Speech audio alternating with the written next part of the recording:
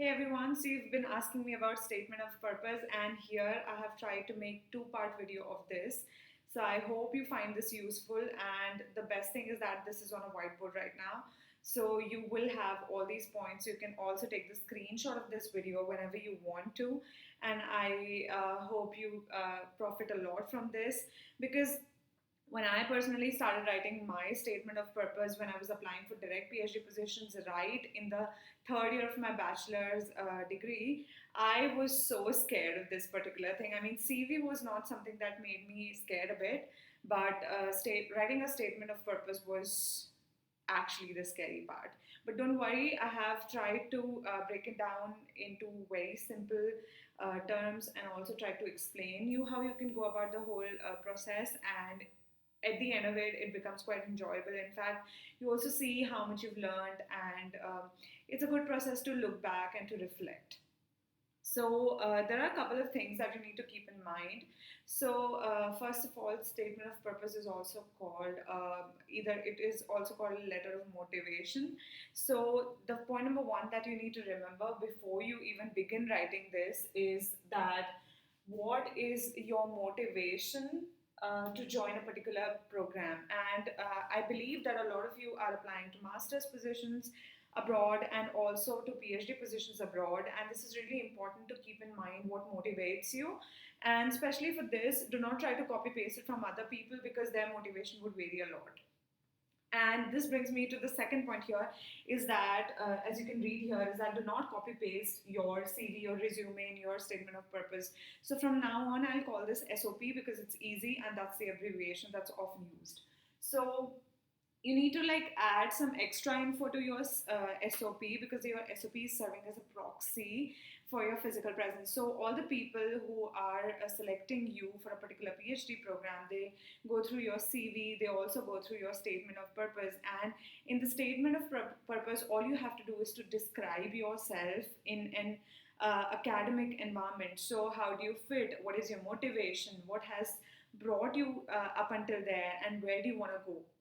It's almost like telling a short story. So there's no specific format for this, but I have been following the specific format for my the direct PhD applications, and then post that even for my masters. I had used the same format, and also later on when I applied for PhD positions when I was doing my masters was the same format that I kept using, and it eventually worked for me. So this is particular something that works for me, and I hope it works for you too. And you can also probably talk to other people who would know how to go about this thing.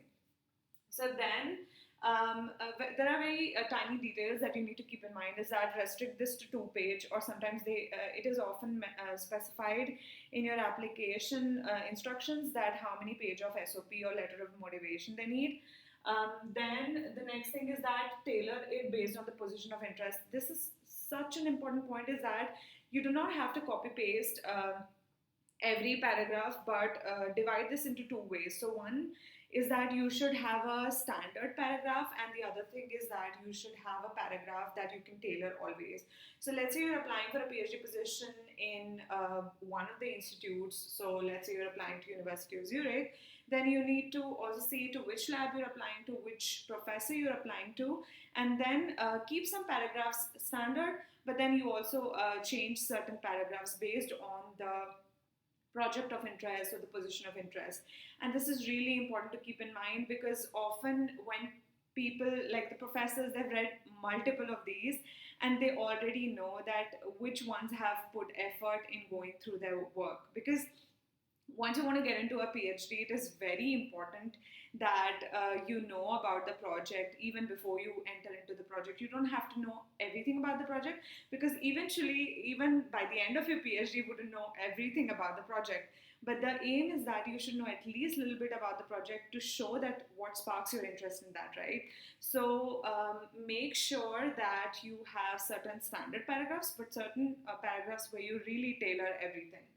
Okay, and then so I will now tell you what I follow. So in paragraph number one, you just have to tell them who you are, what PhD program you're applying to, and also which particular project you're trying to apply to, because sometimes you also get advertisements of these PhD projects, and then you can just apply to those. And the next part within that first paragraph is that you should tell them what your motivation is to continue education in this particular field. So that is part one of SOP, and continue watching to part two to know more about so what to write in paragraph number two, and then henceforth, and then I'll tell you a bit more, some more tips to have a good, well framed statement of purpose. So see you later, and I hope this was useful to you. So bye for now.